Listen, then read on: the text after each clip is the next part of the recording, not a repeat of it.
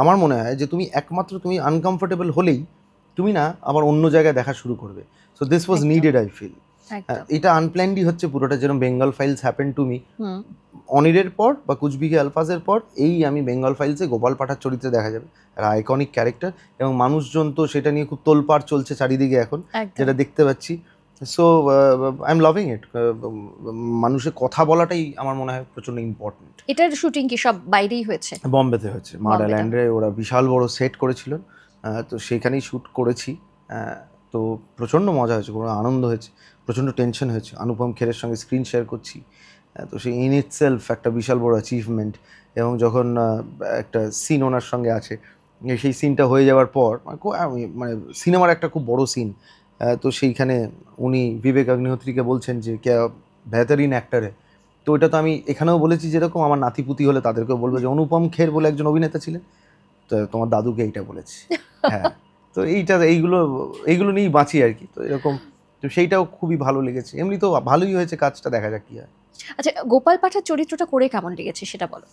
প্রচণ্ড ভালো লেগেছে actually. To be very truthful, আমি গোপাল পাঠার বিষয়ে অতটা অবগত ছিলাম না। আচ্ছা, আমি জানতাম না। পরে পড়াশোনা করেছো, যখন আমি জেনেছি, যখন গোপাল পাঠার আমি অডিশন দিয়েছিলাম, তো তারপরে আমি অডিশনেও কিন্তু আমি ছবিটা দেখেছিলাম ওনার, আমি তখন গুগল করেছি যে ওনাকে কিরম দেখতে, তো সেরম টাইপেরই একটুখানি ঝুটি ফুটি বেঁধে আমি অডিশনটাও দিয়েছিলাম। তারপরে তো সিলেক্টেড হই, তারপরে আমি একটুখানি পড়ি ওনার বিষয়ে, তখন তো জানলাম যে এই চরিত্রটাকে মানুষজন চেনেন না। হ্যাঁ, ওনাকে অনেকে ভালো চোখে দেখেন, অনেকে মানে ভালো চোখে মানে হচ্ছে হিরো হিসেবে দেখেন, অনেকে আবার একটুখানি নেগেটিভ ইম্প্যাক্ট আছে তার।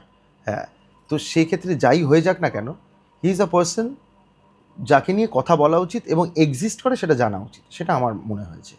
এবং তারপরে যখন আমি বাইরে গেছিলাম শ্যুট করতে, তখন বিবেক স্যারও বলছিল যে তুমি জানতে গোপাল পাঠার ব্যাপারে? আমি বলতাম আমি জানতাম না। তখন তোমার কী মনে হয়, এটা কি জানা উচিত? তাহলে যে হ্যাঁ, গোপাল পাঠার বিষয় তো জানা উচিত।